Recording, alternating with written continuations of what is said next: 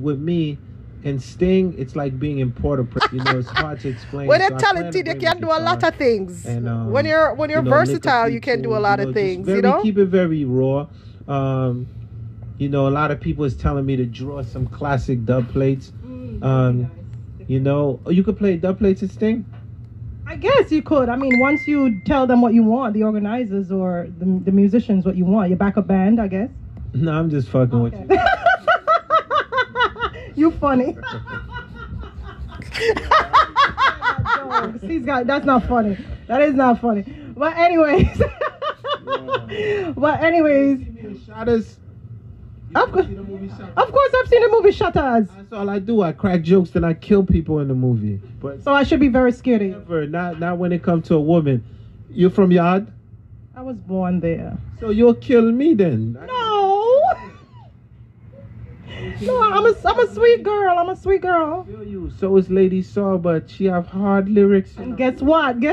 My real name is Marion too. So we Marions don't play. I already know, man. Respect to the Marions. No, you're talking about Sting, right? So Sting is like a battleground per se. Do you think you'd be able to manage, if it was ever brought to you, do you think you'd be able to manage a battle or a clash with another performer per se? Well, Sting plays two parts, though. My favorite clash in Sting would be Ninja Man and Supercat. And Ninja Yo, you Man, have to know the genre, for do this, Vibes Cartel. You have to follow up the genre of dancehall to can do this. Going. So now people who are watching this are saying, yeah, he was, Christian. Yeah, he was. Boy, I know something. So, for me, and then I've been in Jamaica and I've clashed. Yeah, he before, was. Just so you know, my sound system, Refugee Sound. We've clashed and fully loaded. Yes, I'm known for the most lethalest dub plates in the world. My dub plates sound so crazy when people hear them, they think that it's fake because these artists can't exist, you know what I mean? Like, I got Michael Jackson dub plate, Whitney Houston dub plate, Kenny Rogers. So for me, once again, the Sting culture is a battleground, and people come in to see the clash. But this is going to be on pay-per-view. Yeah. So I got a bunch of people watching this from the Midwest, and I need them to order the pay-per-view. You know what I'm saying? So, you feel me? Like, at the end of the day, I know my part. You see what I'm saying? I got to lure more white people into Sting. You feel me? So my audience in the Midwest, like, they're going to be watching this, and they're going to be like, what's going on here, White Cloud? Yeah? Boy, y'all pussy me, murder your kid. Yo! Suck uno mama. You know what I'm saying? So that's going to be for, like, but once again, if I'm approached and I'm like defensive, right? So I never interviewed Bounty, but he did a dub plate for me one time. I would, being that I do judo, I would let the opponent attack first, and then I would have to. No, this is real, man. Why y'all laughing at my interview and then Supercat was talking about Tiger Claw and all that, and y'all was just saying that when the cat was talking about Amir Taliban. Like, but y'all going like, you know what I mean? You had the Don up in here, and no one was laughing when Supercat was up in here, because y'all know the cat is serious. Like, Cat was saying some stuff, y'all like, yo, man, like, yo, Cat will take you there, and y'all didn't laugh one bit. Me, y'all clowning me. No, you're hilarious. Someone gonna clown. But no, so the best way that I enjoy clashes is when someone says something and then you have to retaliate. I didn't do Reggae Sumfest. I did the most of the American shows. The American. How are you lyrically though? I mean, I know about your Taekwondo or your, what you know, but what about your lyrical? your judo. What about your lyrical strength? Well, I mean, you have to tell me. I mean, I've been in the game 20 years, and I've had a bunch of serious records with serious lyrics. Oh, you mean how's my freestyle improvisation? I guess that's what it is. Ah, okay. So it all would depend on who I'm clashing. So for example, like, who you gonna be? So you're Ninja Man. Yeah, me a Ninja Man. I'm gonna come in with one bagger. Yeah, Wyclef, you know, go down. I don't know what he says, but him do film thing. Murder them. Pin him in the one.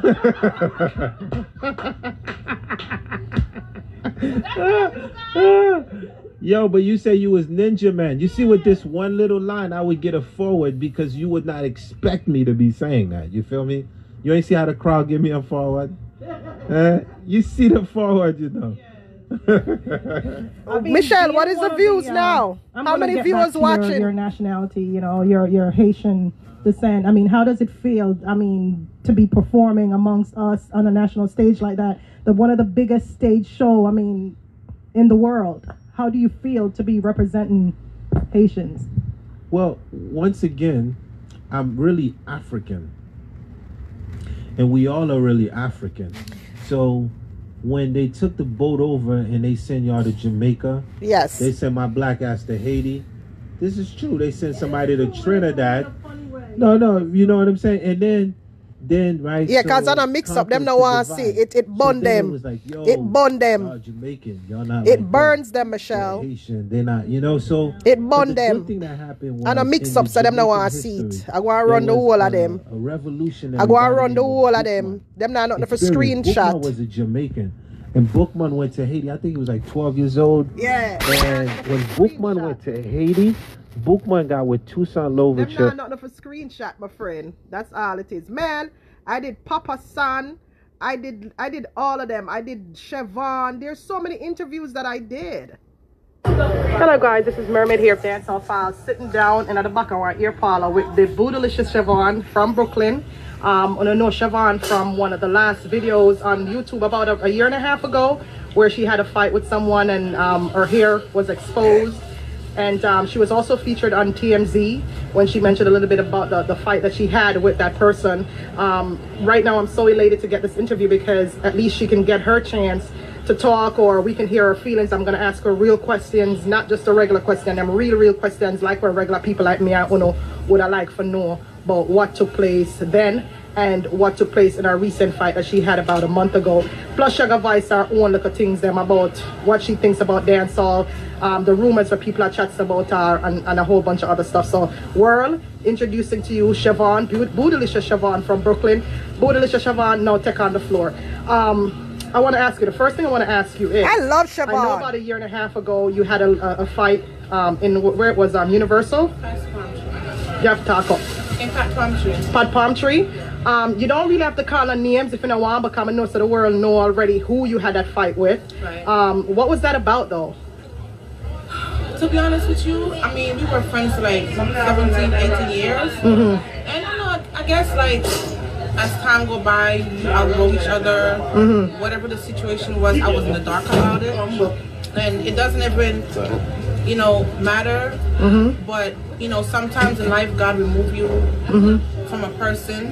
But I know. You know, when he sees not a positive person for you to be around time after time. Sorry for the video them will do and try bash you or bring you down. Just want to say sorry. I never know that, so the video they do will cake hurt you and mash up your business in a way. So yeah, I just show you a youth. I would just we are the YouTube. I would want to just monetize the channel fast, so we are 5 years. Yeah. I never know, so I say would have heard them kind of way that mash up your business. Yeah, because some is Dana, she never pay you for this. She never pay you for that, not pay you for that. She never. What do you think we just come out and just do that do? That's what I say. If Dana never that pay we are, we don't want you to feel that way. You can't look for Miss Dana in her face now. She never did that pay we. I don't know. The time when you see, if you watch that video, there's somebody that buy one cake for you. I will go up there. I will go up there. Somebody from my life out there will like, and somebody buy one cake for you. 2 cake. I will go up there and collect it. She said she can't no at the day there. She said become Saturday. So we go Saturday, she turn on the one life for me. Then after we talk about life, back them story. It kind of similar now. The back them story kind of similar now, but we talk about the back them story. And the first people, if you watch the video, people and just get emotional. And admire that God don't need. And yeah, she never pay. I will never have no phone. No, nothing like that.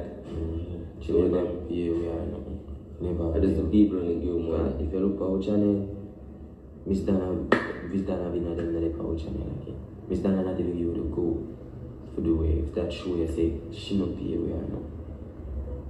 As you may say, Miss Dana not pay where I know. Nothing like that. So we don't want to pre-say that one. Nothing like that, man. Everything good still, man, but whenever as the media say, never knows that so it hurt you. In that way that I stop my business. So honestly we never really know. But we are still Planka Nation. You may be not call yourself Planka Nation, but all we are still one. We can look out for each other same way because we are call ourselves family in this world. Because we can't bring corruption, this and that. We don't want to go them way there and cause fight and argument. We just want to try to bring peace. I told me ever hear say you did a stand until that and then we continue. Yeah, I told hear about it, but sorry, we never look for information ourselves. So, well, everything good still, as they can say, everything good. See, that's all we want. Sorry. If you did them about you, and if you did them hurt you about that thing, yeah, that's sorry. And just continue to read the Bible. Praise God. So what do you think? Oh boy, oh boy, oh boy. Let's take it for what it is, eh? This social media thing is very tricky. And sometimes when people say or do things, you don't know if it's real. But it's good if it's real. Let's take it for what it is. If they fall back and try to say some other shit, then we have this video here. Because the way how the social media... Exactly, Valerie. The way how the social media thing work, you don't know who is a trickster from who isn't a trickster. You know?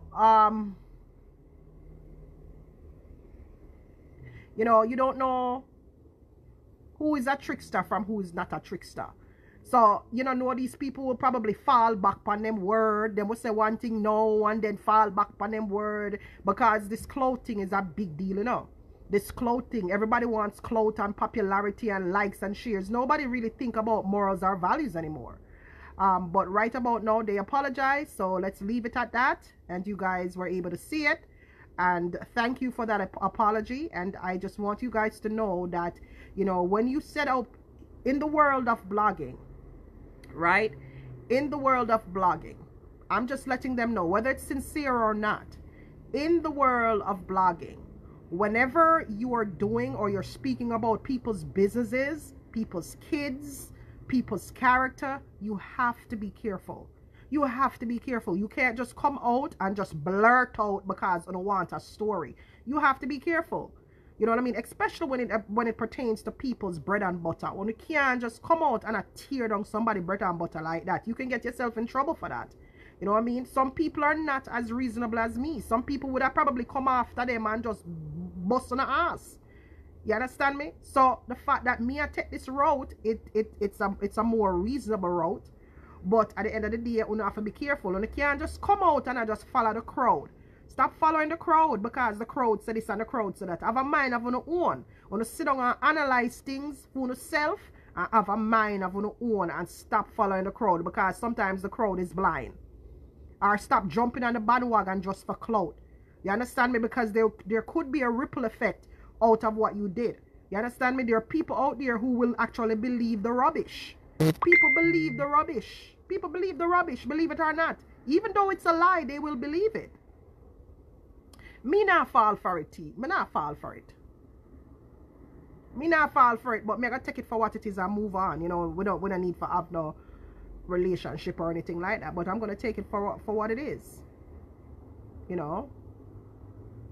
But at the end of the day, clout is a big deal. Everybody wants clout. You don't know what to take serious nowadays. And if it's sincere, it's sincere. If it's not, then it's on them. We're not to be the best of friends. You know what I mean? But them a come from Ottawa and group that we don't like. And the group that where them a come from and people where you want to mix with either. So, me just gonna leave it at that. The fact them apologize, them apologize. But them come from Ottawa group of people where you don't even want to mix with, if you understand what I say. Yeah? Okay. Exactly. Them a come from out our group where I don't want to mix with. But if them apologize, I'm just going to take it and leave it at that. I'm going to give them the benefit of a doubt. Them in a training. You don't know if them in a training. You don't know if them in a training. Because remember, I know, like I said, them is coming from a group that is not nice. I'm not trust them either. No, I'm not trust them. But I'm going to take the apology and keep it moving. They could have blogged about the youth them in Jamaica where fall to the life of crime and all of that them something instead of come after my business. Yeah? Why would you come out blog about the life of crime in Jamaica and all the youth them are fall into it, the one them who are this, the one them who are that. You understand what I say? Blog about that. Don't blog after somebody business, somebody bread and butter where I pay them bills and I feed them. You don't do that. That's wrong. If America on the day when I get sued, them would have bring it through the ringer. They should know better. They attend school. They have sense. From them can go upon YouTube and upload videos and all and sit there. Them have sense. I am not looking at their ages. Them have sense. Them have sense. And that's no excuse. The fact that they're kids is no excuse. None whatsoever. No excuse. You don't do that. Don't tell lies on people. That's not cool. Just because you want to be a part of a group. That's not cool.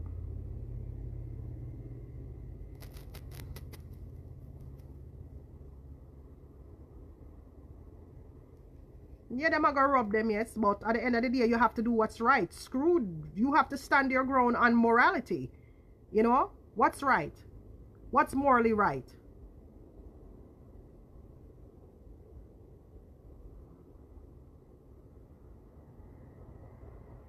You don't do that. And then you had the people, you had the public believe in the rubbish. You don't do that. That's wrong.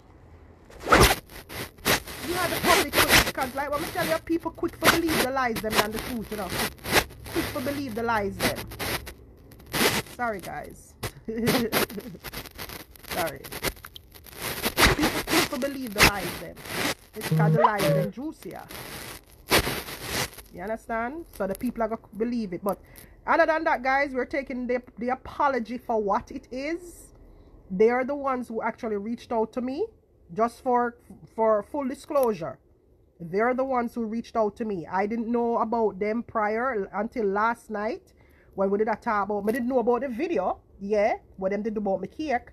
But last night we were talking about reporting videos and stuff like that on YouTube. And their name came up. And somehow somebody got in touch with them. And they reached out to me. And that's how the dialogue started. I never reached out to them. They reached out to me. Yeah. That's how the dialogue started. So, them reach out to me to tell me, say them sorry about everything. So, it might be true. They might be honest. But it doesn't mean I'm going to trust them. We're just going to leave it like that. Yeah?